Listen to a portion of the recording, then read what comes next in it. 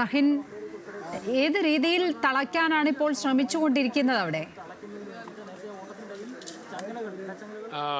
ലക്ഷ്മി, ഇത് ഊട്ടോളി മഹാദേവൻ എന്ന് പറയുന്ന തൃശ്ശൂർ ആമ്പല്ലൂരിൽ നിന്നുള്ള ഒരു ആനയാണ്.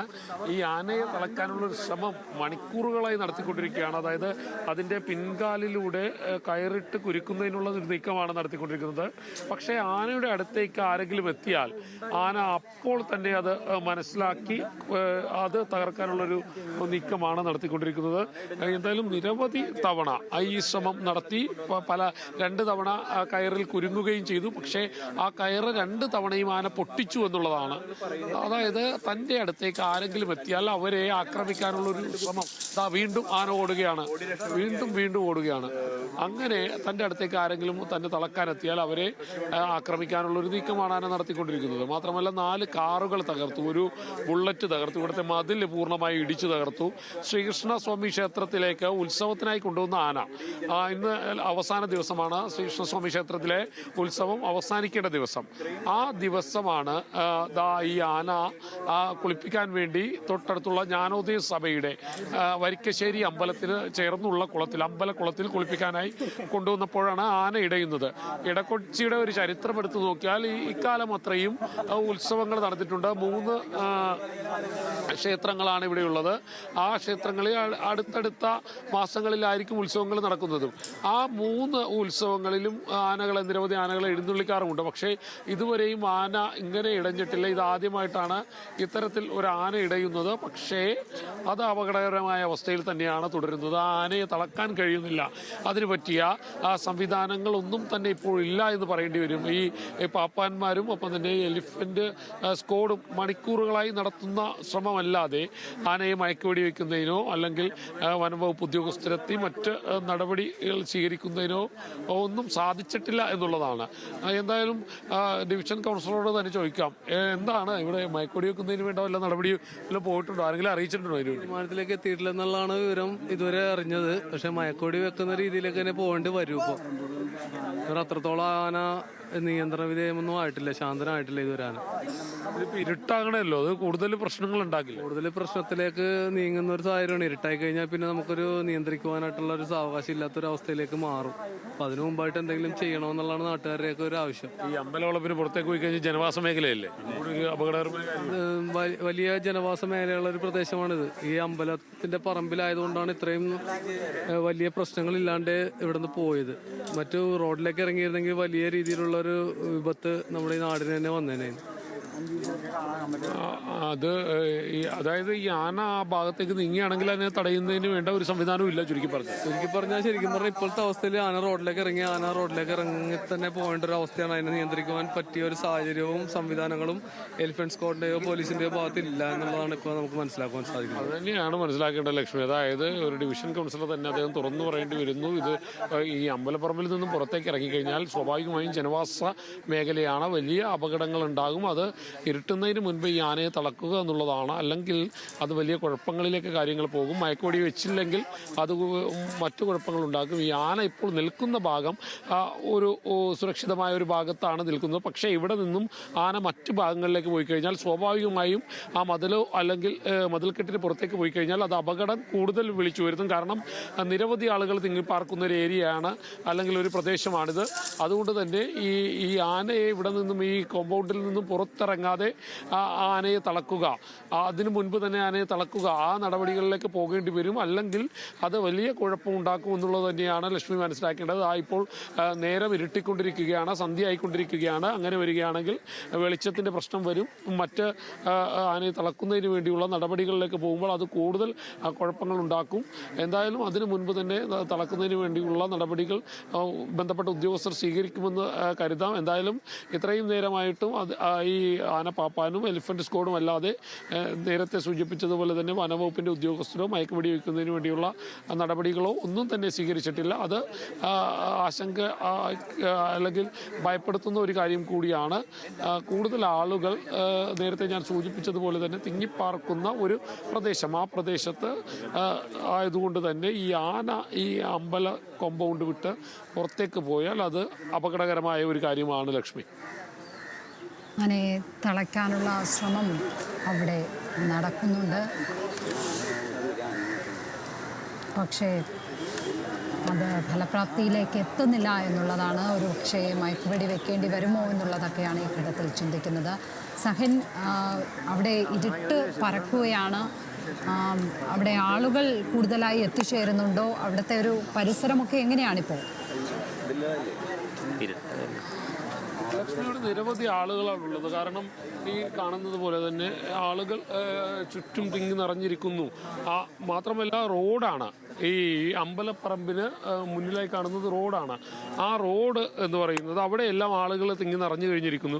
പോലീസ് പരമാവധി ആളുകളെ എല്ലാം പറഞ്ഞുവിടാൻ നോക്കുന്നുണ്ട്. പക്ഷേ സ്വാഭാവികമാണ്, ആളുകൾ ഇങ്ങനെ തിങ്ങി നിൽക്കുകയും ഒപ്പം തന്നെ ആളുകൾക്ക് ഇവിടെ നിന്നും മടങ്ങിപ്പോകാനുള്ള ഒരു മടിയുമുണ്ട്. അതുകൊണ്ട് തന്നെ ഈ ആന ഇടഞ്ഞു നിൽക്കുന്ന ഒരു സാഹചര്യം, ഈ സാഹചര്യം വലിയ കുഴപ്പം തന്നെയാണ് ഉണ്ടാക്കുക. സ്വാഭാവികമായും ജനവാസ മേഖലയാണ് ഈ പ്രദേശം. ഇതാ കാണുന്ന പോലെ ആ ബിൽഡിങ്ങിന് മുകളിലൊക്കെ നിറയെ ആളുകളാണ്. അവിടെ എല്ലാം നിന്ന് ആളുകൾ ഈ ദൃശ്യങ്ങൾ കണ്ടുകൊണ്ടിരിക്കുകയാണ്.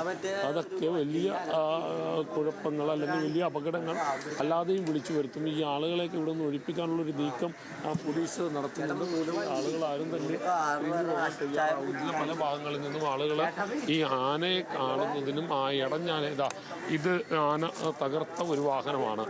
ആന കുത്തി തകർത്ത ഒരു വാഹനമാണ്. ആദ്യം ആ ആന തുടക്ക സമയത്ത് ഇങ്ങോട്ടേക്കെല്ലാം വന്നിരുന്നു. ഈ മതിൽ പൂർണ്ണമായും പിടിച്ച് തകർത്തിട്ടിരിക്കുകയാണ്.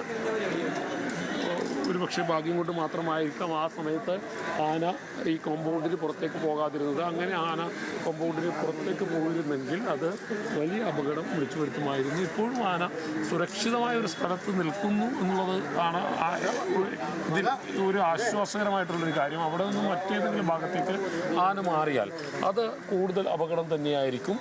അതിൽ ഒരു സംശയവും വിചാരിക്കേണ്ടതില്ല. മാത്രമല്ല, ലക്ഷ്മി നേരത്തെ സൂചിപ്പിച്ചതുപോലെ തന്നെ ആളുകളുടെ ഒരു വലിയ കൂട്ടം ഇവിടെ നിന്ന് പിരിഞ്ഞു പോകാൻ ആളുകൾ തയ്യാറാകുന്നില്ല. പോലീസ് അവരുടെ പരമാവധി ശ്രമിക്കുന്നുണ്ട് ആളുകളെ ഒന്ന് പറഞ്ഞു കൊടുക്കുന്നതിലേക്ക്. പക്ഷേ ആളുകൾ തയ്യാറാവുന്നില്ല എന്നുള്ളതാണ്. മാത്രമല്ല, പല കെട്ടിടങ്ങളുടെ മുകളിലും ആളുകൾ കയറി നിൽക്കുന്നുണ്ട്. അതൊക്കെ കൂടുതൽ കുഴപ്പങ്ങൾ സൃഷ്ടിക്കുകയും ചെയ്യുകയുള്ളൂ. നേരത്തെ ഞാൻ സൂചിപ്പിച്ചതുപോലെ തന്നെ റോഡാണ്, മറ്റൊരു ഭാഗത്ത് റോഡാണ്. ആ ഭാഗത്ത് ആളുകൾ തിങ്ങി നിൽക്കുകയാണ്. അങ്ങനെ പല ഭാഗങ്ങളിലും ആളുകൾ ചൂടി നിൽക്കുന്നു. സഹിൻ, മണിക്കൂറുകളുടെ പരിശ്രമത്തിന് ശേഷവും ആനയെ തളയ്ക്കാൻ കഴിയുന്ന മയക്കുവെടി വയ്ക്കുന്നതിലേക്ക് കാര്യങ്ങൾ നീങ്ങുമോ എന്ന് അധികൃതർ പറയുന്നത്? വനംവകുപ്പ് ഉദ്യോഗസ്ഥരടക്കം അവിടേക്ക് എത്തിച്ചേർന്നിട്ടുണ്ടോ? വിവരങ്ങൾ എന്തൊക്കെയാണ്? വനംവകുപ്പ് ഉദ്യോഗസ്ഥർ ഇപ്പോൾ അല്പനേരം മുൻപാണ് ഇങ്ങോട്ടേക്ക് എത്തിയതെന്നാണ് മനസ്സിലാക്കാൻ കഴിയുന്നത്. പക്ഷേ ഇപ്പോഴും ആനയെ തളക്കുന്നതിന് വേണ്ടിയുള്ള നീക്കം നടത്തിയിട്ടില്ല എന്നുള്ളതാണ്. ഇവിടെ ഉണ്ടായിരുന്നു ഈ ആന, എന്ത് സംഭവിച്ചത്? ഈ ആന കുഴപ്പമില്ല. ശരിക്കും പറഞ്ഞു കഴിഞ്ഞാൽ നമ്മളുടെ ഇവിടെ ഉണ്ടായിരുന്ന എല്ലാവരും തന്നെ സഹകരിക്കുന്നുണ്ട് എല്ലാ കാര്യത്തിനും. പക്ഷേ ഈ ആനക്ക് സംഭവിച്ചു പോയത് ആനയുടെ ഒരു രോഗലക്ഷണമായിട്ട് അത് തോന്നാൻ പറ്റില്ല.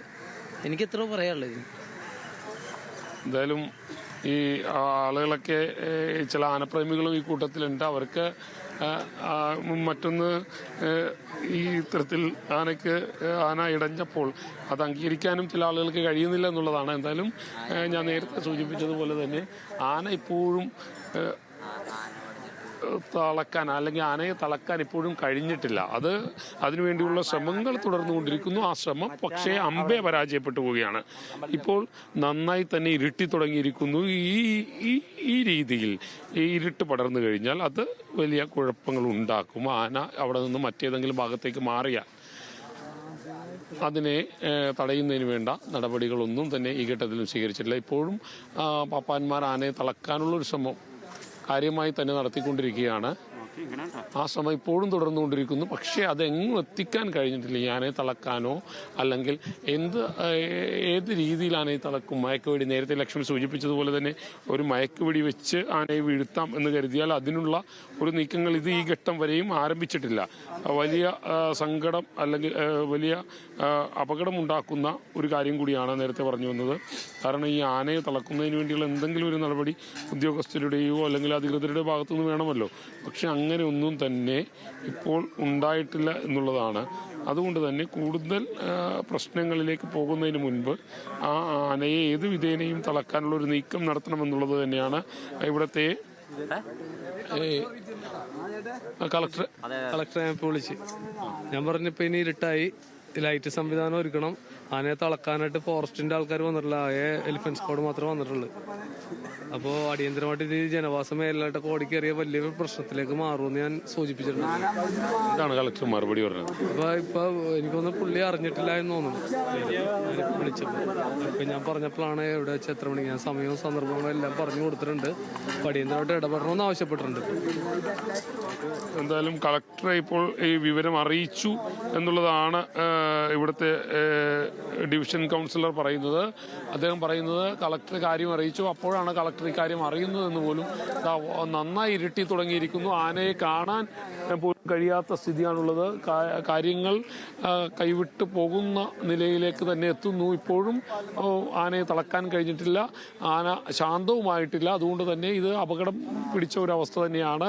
ആന ഈ കോമ്പൗണ്ടിന്റെ പുറത്തേക്ക് ഇറങ്ങിക്കഴിഞ്ഞാൽ ജനവാസ മേഖലയാണ്, ആളുകൾ തിങ്ങിപ്പാർക്കുന്ന ഒരു പ്രദേശമാണ്. അത് കൂടുതൽ അപകടങ്ങൾ വിളിച്ചു വരുത്തും. അതിനു മുൻപ് രാത്രിക്ക് എത്രയും പെട്ടെന്ന് കൂടുതൽ ഇരുട്ടാകുന്നതിന് മുൻപ് ആനയെ തളക്കുന്നതിനുള്ള നീക്കം ഉദ്യോഗസ്ഥരുടെ ഭാഗത്തു നിന്നോ അധികാരികളുടെ ഭാഗത്തു നിന്നോ ഉണ്ടായില്ലെങ്കിൽ അത് കുഴപ്പങ്ങൾ കൂടുതൽ ഉണ്ടാക്കും എന്നുള്ളത് തന്നെയാണ് അതിൽ